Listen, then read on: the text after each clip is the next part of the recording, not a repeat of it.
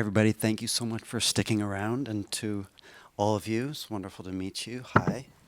Let's start with inviting you to ask some questions, please. Okay, please, we have someone here in the green shirt. The question is, there's a point where Natal makes reference to Zionists in Palestine. And so if I understand the question, are they represented as anti-Zionist? Like, were they meant to be considered as Palestinian Muslims who were going against Israel? Was that part of the thing too? Are they meant to be, I'm just reframing what you said, Palestinian Muslims going against Palestine, Israel, or Zionists? I see. Right. Is that part of the equation, that the manufacturing has references anti-Zionism? Sure. So thank you for that question. I know from what Anna and Omar shared with me when I was making the film that they had definitely been shown a tremendous amount of videos by the undercover CSIS agents and then the RCMP in Gaza. And that was actually something that galvanized them.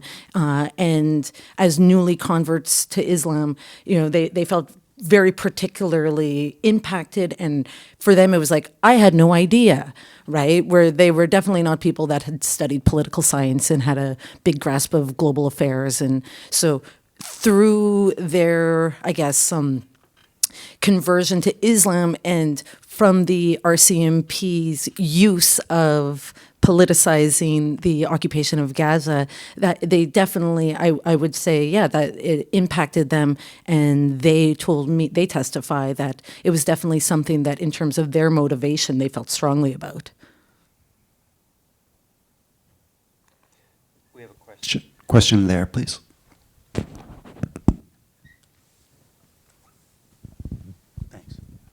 I was just curious what the status of Crody and Nuttall are right now, like financially, employment-wise, and are they getting support from any philanthropic organizations or anything else, and what the outlook is for them? Thanks.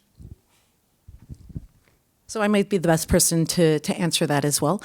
So as you see at the end of the film, 2 summers ago, they decided to take action against the RCMP and launch a legal lawsuit.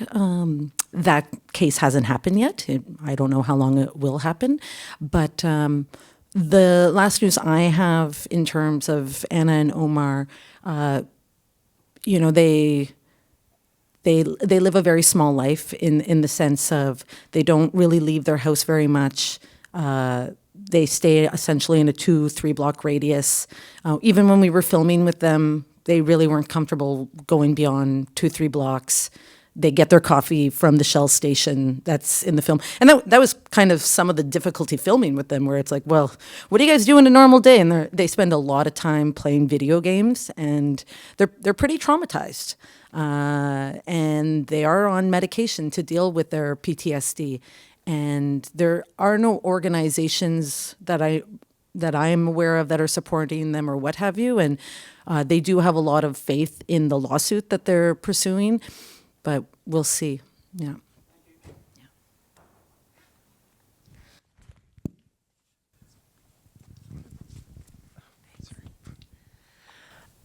Have there been ramifications from after making the film or writing the book from police or government?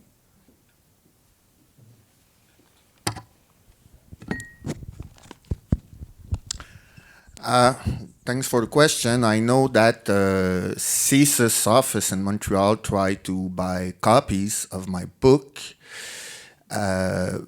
through the internet, and it failed.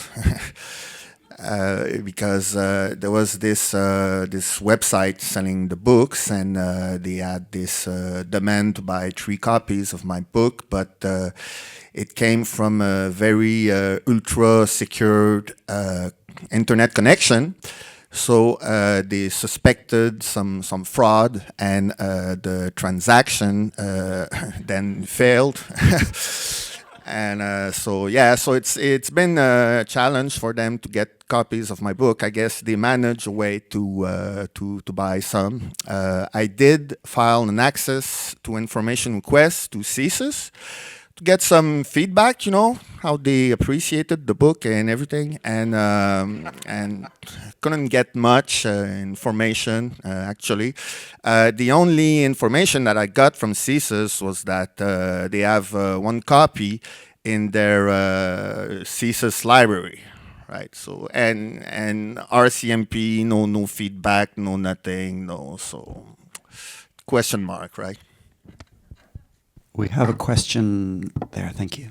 I'm just going to add to that real quick, though, in terms of ramifications towards the film. There hasn't been anything overt, but I would say that we haven't been able to sell the film to any Canadian broadcaster since its release. Al Jazeera bought the film the week it came out, but there's still no Canadian broadcaster that will come on board. And all my previous films had been widely broadcast all around the world, so it's a little unfortunate. I'm not saying whatsoever that that's because of CSIS or the RCMP, but I do think it raises bigger questions in terms of, taking on projects like this. How do you get it out to a wide audience in the way that our broadcasting system is set up here in Canada?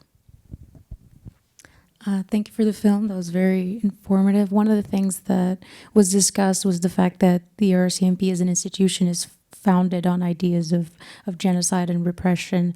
And obviously there's a lot of contention about policing as a concept and do we need it, do we want it, et cetera. But if we did want to maintain some semblance of a police institution, is the RCMP, is there a way to maintain an institution that is built on those concepts of genocide? Is it worth maintaining? Do we have to destroy it and rebuild it? And how do we do that? Or do we just say, you know what, there's no salvation for this institution? Sure. I'm not an expert on policing. There's probably people here who have much more knowledge, but there has been a lot of criticism lately about how the RCMP, for various reasons, is in need of radical, reformation and so on. Part of one of the big problems is the lack of adequate oversight, effective oversight. But there's an argument to be made that we do need a national police service because there are many places across Canada that can't afford their own police service. Like there's just, across most of the West and much of BC, there are countless cities and towns where the RCMP is the police because those cities and towns can't afford it. So we probably would end up with, in an ideal situation, something like a national force. But we do need, a radical revamp of that. If you're interested, Kent Roach has a new book about precisely that. Thank you for the excellent question. You may remember that after the news about Arar broke and it was confirmed that in fact Canadian authorities had played a pretty pivotal role in fingering him for torture, for rendition to torture to Syria, there was a tremendous amount of pressure put on Zaccardelli, who was then the commissioner of the RCMP, and eventually he resigned. And at that point there was a searching conversation at all levels of government about the need for a root and branch renewal of the RCMP. And for the first time in the force's history, they actually appointed somebody who had not been an RCMP officer. The fellow's name was William Elliott, and he was with the Navy, and I think he lasted 18 months.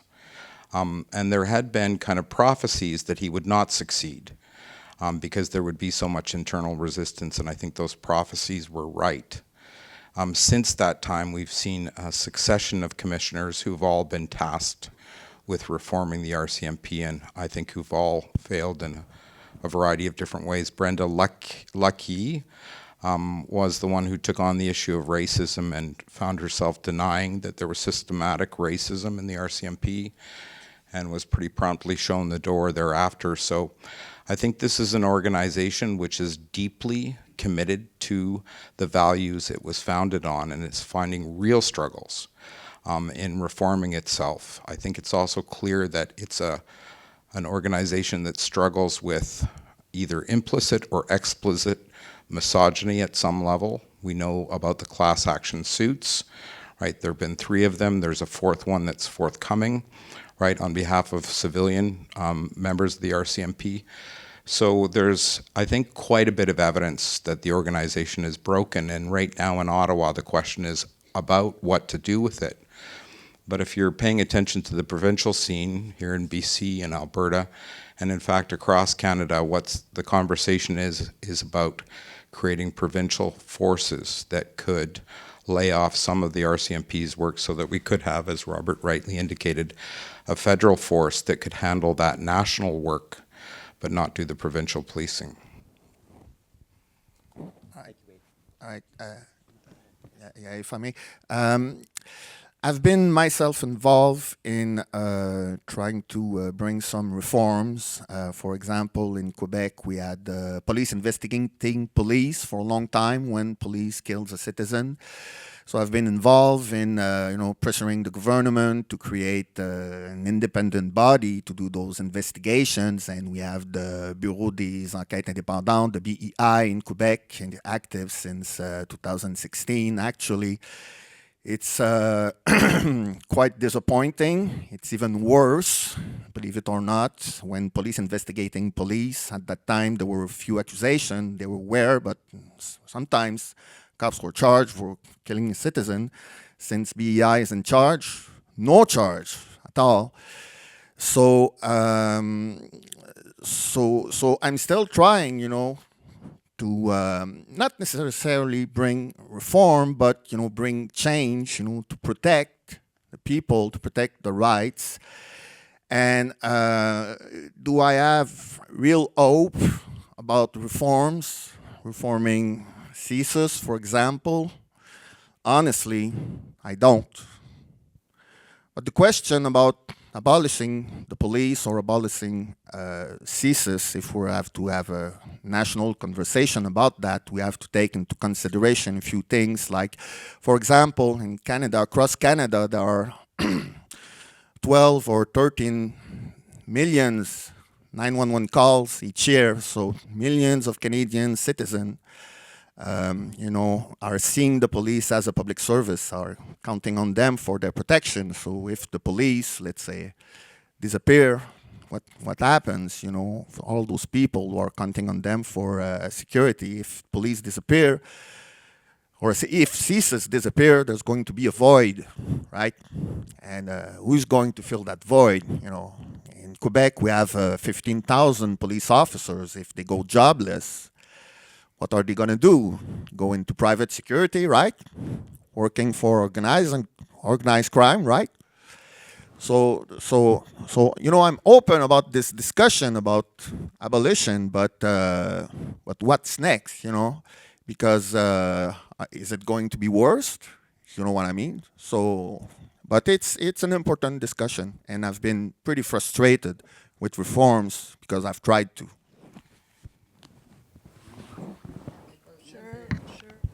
Hello?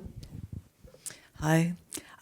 Okay, maybe we'll get a little controversy going here. I'm a civil libertarian, and I don't believe anybody enjoys their civil liberties in a jungle. We are always going to grapple. We have to grapple with what constitutes good, effective, accountable policing. And it is a vexed question. How we have seen innovations and reforms, and then we see backlash, right? We have this vibrating kind of equilibrium dynamic that happens with the police, where we're constantly challenged with how to make this institution better. But I was a lawyer on the National Inquiry for Murdered and Missing Indigenous Women and Girls, and the failure of policing is a real liability for vulnerable people. We have to make good policing happen, and I think we should be passionate about that. If we give up on reforms to the police, I don't know what takes form. I don't know what that vacuum looks like. But side me as one of the people who says, not a good thing. I genuinely do not believe that that would be a good thing. So that's just my view on this. Thank you so much. Thank you. Let's turn to our question, please. The premise that there's purposeful radicalizing of groups. The top official for CSIS has been reported, there must be a reply that yes, we're doing it and it's justified, or no, we're not doing it. With the couple that were caught up in this case, at any time did they say that they tried to reach out to someone? And if they didn't, would that be some reason for culpability, and that would be hard on their case? And then the last one has to do with whistleblowers. Is there some steps in which people that are in the know be a little more confident if they step out and make statements? You have a mic? Do you want to take? Sure. I think in the film I show that Anna and Omar, they believed that they were in genuine peril and there was threats to them if they decided to not go through, or at least that was a possibility. And they say in the film that they didn't feel like they could go to the police, because if it was the police, where would that leave them? And I think I show in the film that they were quite marginalized and they didn't have a community. They had very few people in their life whatsoever. Hence why they didn't have anyone to really even show them what is Islam, right? That it was an CSIS undercover agent that was initially grooming them, and then RCMP agents, and they did not even know whether that was, appropriate or not in terms of what they were being taught. So whether or not you believe their argument that they thought they were in jeopardy is another thing. And that's totally fine. They could be saying that now because it's all in hindsight, right? The interview I did with them a few years ago was a few years after they were released from prison, but that's what they shared. So I'm going to believe them because they definitely had enough reason to think that they had been recruited into a jihadist organization, and if they didn't follow through, there would be consequences. And that's why in the film we spend time discussing what is a Mr. Big operation and its use and purpose, right? So. Thinking to separately reach out to a man, just on their own. Right, and they had no one in their life who was Muslim other than the CSIS and the RCMP agents. And so they had no community. They had no one else in their life to say, hey, is this normal, what we're being taught in terms of indoctrination? And also, another point is that there were the RCMP undercover officer playing the role of international terrorist told them and pressured them, don't go to the imam, I'm the source of true Islam, and et cetera, et cetera. So there were really, the strategy was to isolate them, and they then make them easy prey for the police to manipulate them. So if Omar and Amanda has a responsibility, well, I'm not sure that there exists a microscope powerful enough to see it. The responsibility is really clear, falls on the RCMP and the judge, Bruce Catherine of the British Supreme Court. She did the trial. The trial lasted very long, and her conclusion were based on evidence that showed months and months and months that it was manufactured from A to Z by the RCMP. I think we have a question somewhere in this area. Thank you. Go ahead. Thank you for the film. I realize that my question might already be answered, but I thought I heard Nuttall say the name of Omar Khadr when he said, Omar said, if you in a text, you have to say it's your plan, not their plan. But it wasn't Omar Khadr, the child soldier who was with ISIS. It was just the name of the informer, right? Omar.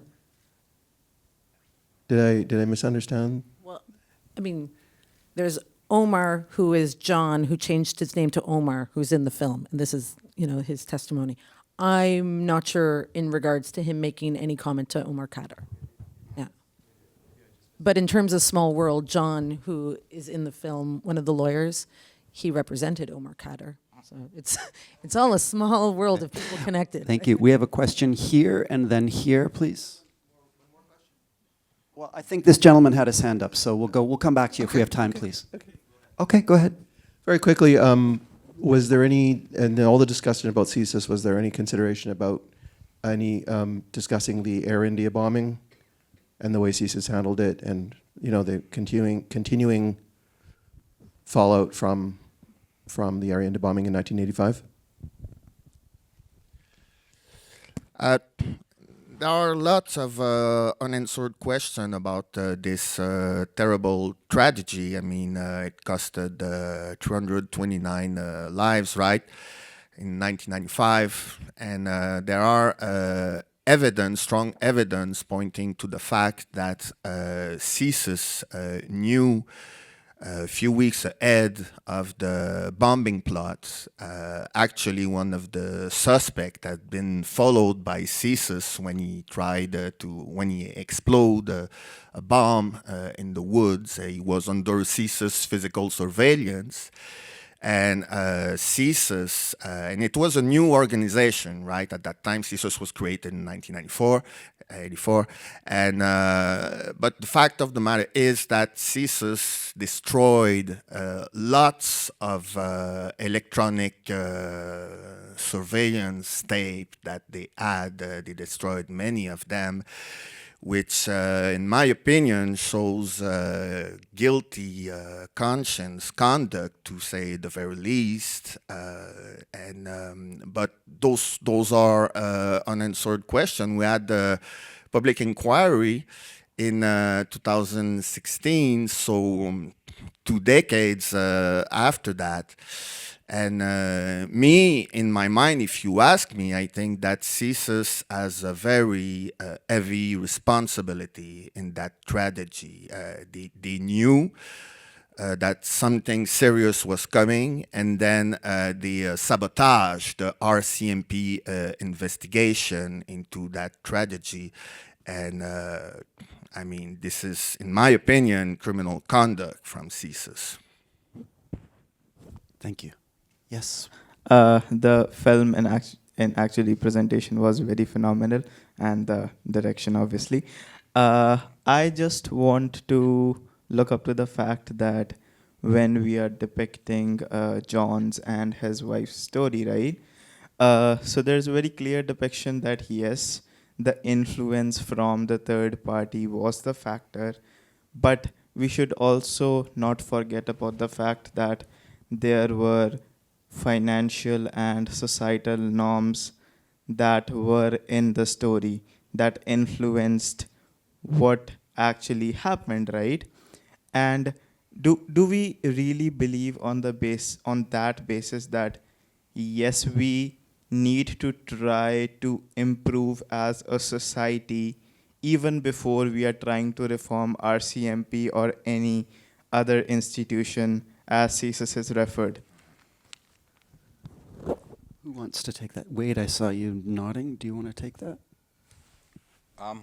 Sure, I'll take a crack at it to start with. I think your question goes, well, in a number of directions. One is that they were targeted because they were soft targets. They knew that they were vulnerable.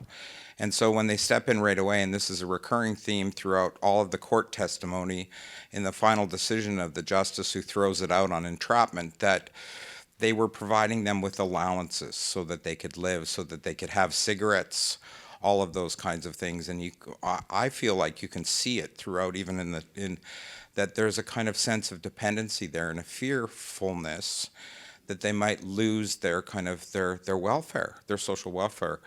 And so I think the deeper part of your question is, are there other folks out there who are soft targets, who are kind of being left to twist in the wind by society, and so who are vulnerable to radicalization? And for me, that's where the discourse about what we call countering violent extremism gets going, because that discourse, which is different than what we've seen here today in the case of, you know, creating agent provocateurs and infiltrating and coaxing people along, countering violent extremism as a discourse says, let's start with prevention.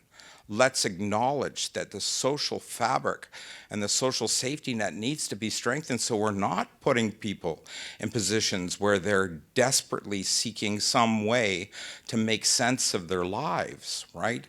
And I think that's one of the things that we see in this movie, is that they were already on their knees, right? And the story about finding the book about Islam and asking, how much is this? And it's free, right? And they're looking for answers because, and I think we're seeing this today, and especially post-pandemic, this level of kind of anomicness in our society, right? And so countering violent extremism, which is something that's really gotten going in places like the UK, is about going way, way upriver and saying what's happening in our society that exposes people to these kinds of things. So I think you've got your finger on this question. I do want to flip it around if I can. Do you want me to yield back to the floor in case there's other questions? There is one more. Shall we come back to it? Yeah, sure. And if you want to add something after as well? Okay, good. Wonderful, thank you. Please go ahead, thank you.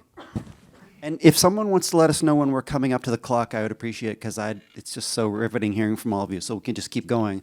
So if one of the organizers wants to tell us, give us a couple, that'd be great.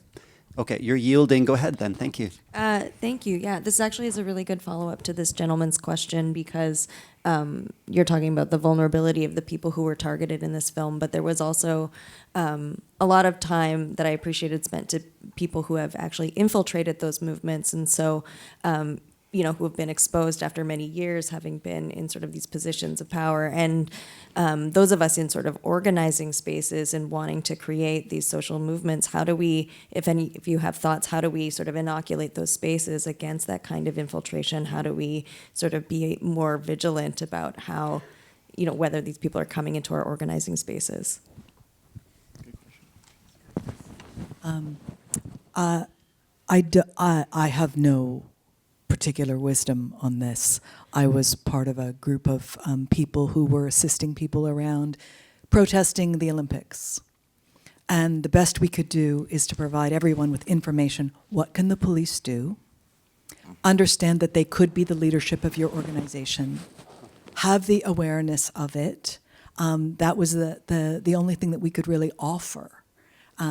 Because, you know, it's always easy to see people who are doing bad acting. It's very difficult to see people who are doing good acting. And so you can't count on they're going to stick out like a sore thumb. And I think we've seen on YouTube, et cetera, we've seen some terrible infiltration, right? Remember the agitators who were in Montebello, who were, you know, dragged off in their police boots in the camera purview, right? We can't always count on that level of incompetence.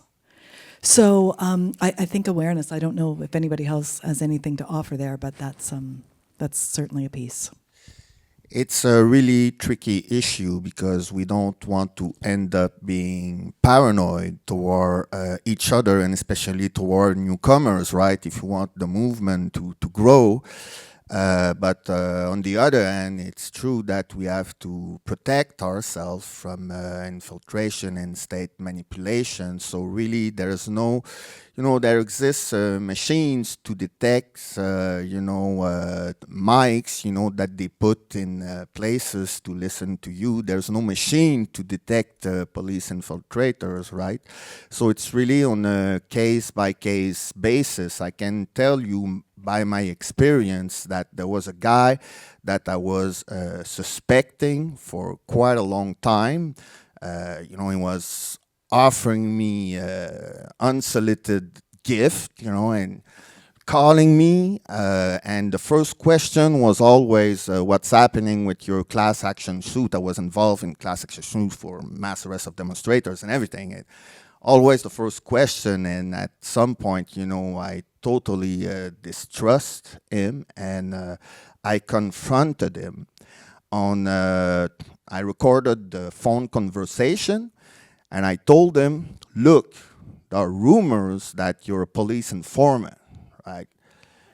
And so, there were no rumors actually, but, and I was waiting for his response, and his response was, well, believe what you want.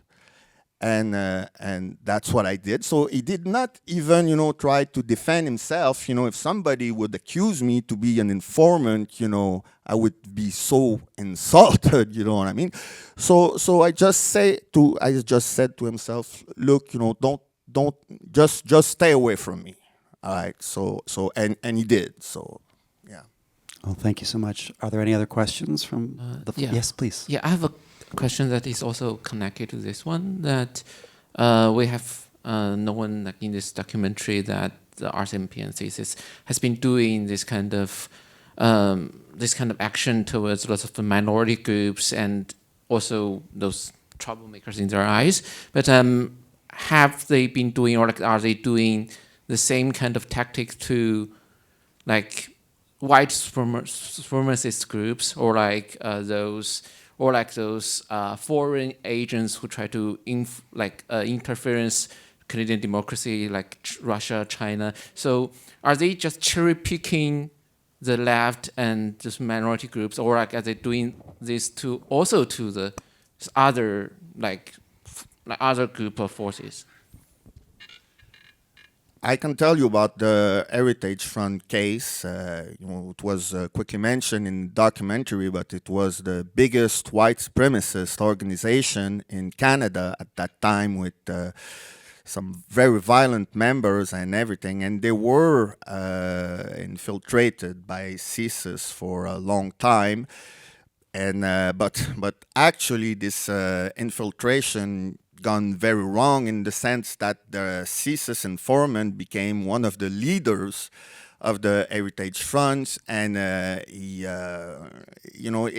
when it came out that he was working for CSIS for 5 years, some of those neo-Nazis went before the media and said, thank you for sending us that guy, and please send us 10 more. You know what I mean? So that's the thing. So when people say, well, shouldn't CSIS, take care of white supremacist group, I'm like, well, I'm not sure, I have another question, if I can. I'll just say quickly, though, the court decision that we just heard about the constitutionality of the Emergencies Act use against the convoy protesters would be an example of where we see massive infiltration in relation to something that isn't particularly left, not necessarily right, not white supremacists, but it's an example of a different kind of group that was clearly targeted and infiltrated. So I don't know what that tells you about how widespread or where the concentrations are, but it's clearly not exclusively within the realm of the left.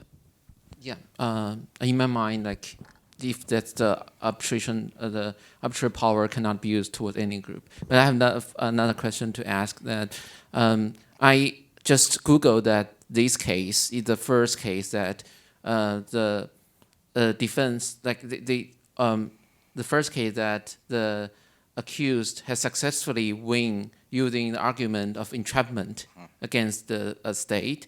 So since in a terrorist case, terrorist entrapment. So since that set up a precedent, I wonder, are there any other cases? Are this kind of precedent kind of restrains how the RCMP and CSIS use this kind of power, because they know they will lose in the court hearings? And also, are there any progress of those civil rights groups to push against the C-54, or are there any progress related to that? Thank you so much.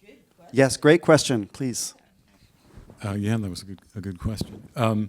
So this case generated a 288-page decision, and it was probably a good source for the film. and the trial judge found that they were entrapped in various ways for various reasons.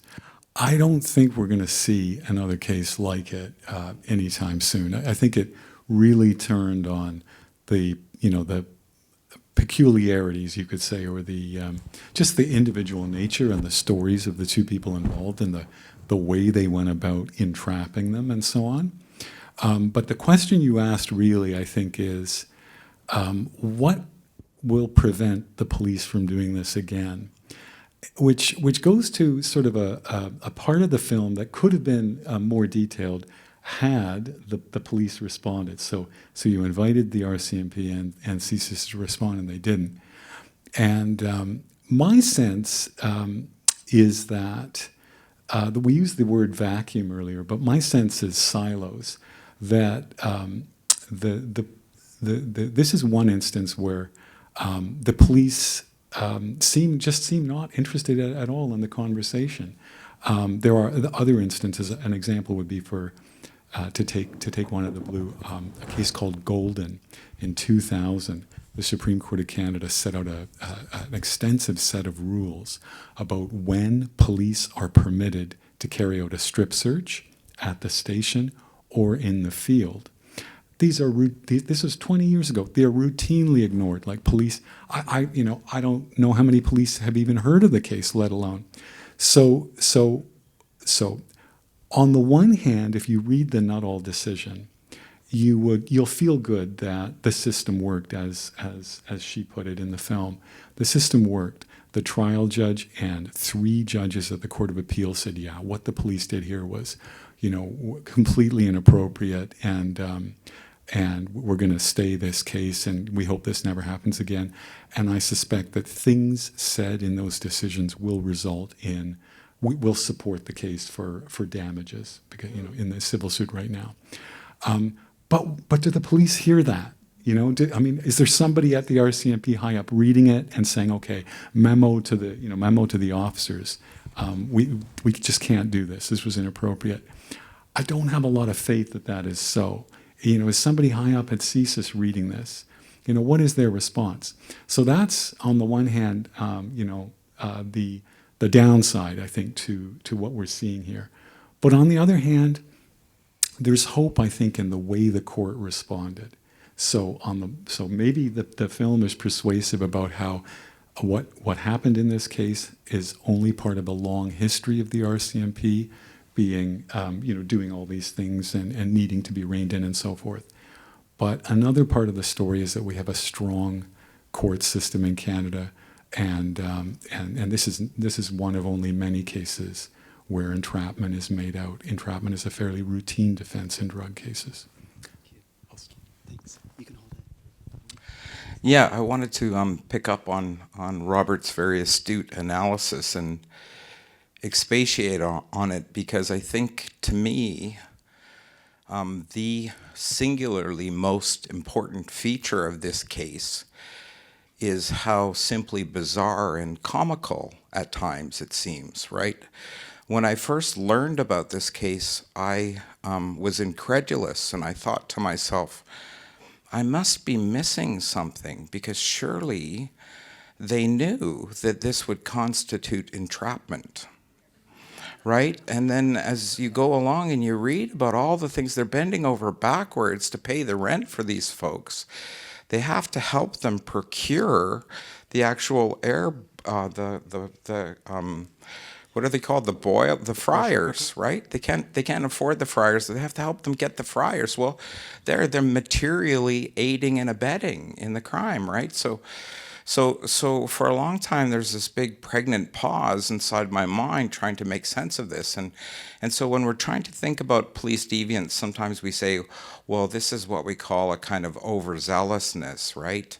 Somebody who believes, well, I've got to take the law into my own hands because, if I follow the law and use the law to enforce the law, I'm never going to get anywhere. But that's what we call the rotten apples approach. And I went to kind of what we call the rotten pockets. Well, maybe this was just a group of them. Then I went to the most powerful paradigm, which is rotten orchards.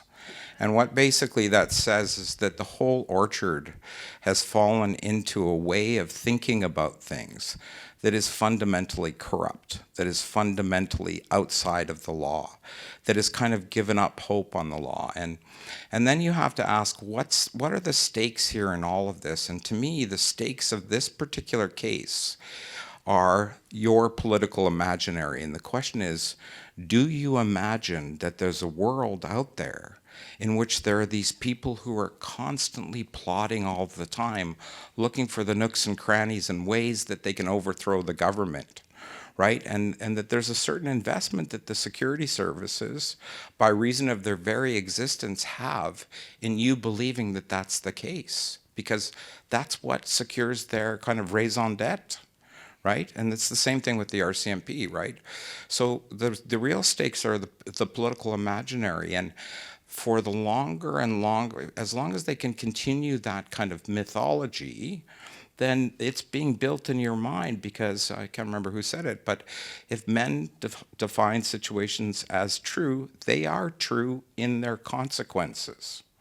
Right? So finally this gets overturned, right? But to half of the public, it's like, oh, it's overturned on a technicality. Oh, a technicality, like they were entrapped, as if that's a technicality, right?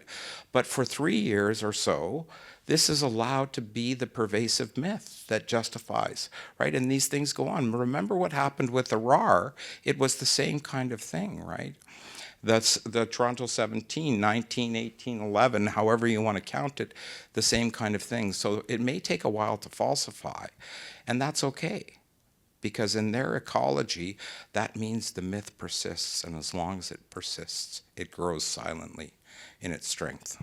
Hey, can I ask you a question? Oh, sorry, no, you get it. I just wanted to add something really quick. We have to understand that entrapment is illegal in Canada since 1988, since the ruling by the Supreme Court in the Norman Lemack case. So the fact of the matter is, when that ruling in the Natal case, you know, there is lots of references back to this old judgment. The problem, I think, that we have is that in the police culture, there are a number of rank-and-file officers who distrust the court. For example, some of them are seeing the court as protecting the rights of criminals. Some of police officers are seeing the Charter of Rights and Freedom as being the Charter of Rights of Freedom of criminals.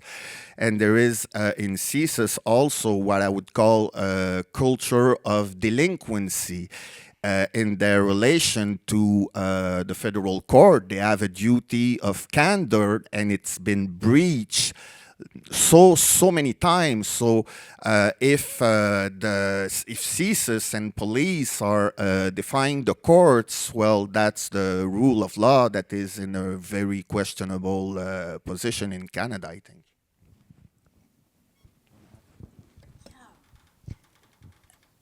As you'll have seen in the film, when I'm asked the question, or however I respond to it, it's like, okay, at the beginning, just like the decision says, okay, at the beginning, but then you're walking along, and it's like, no, wait a minute, no, hello, where are you going?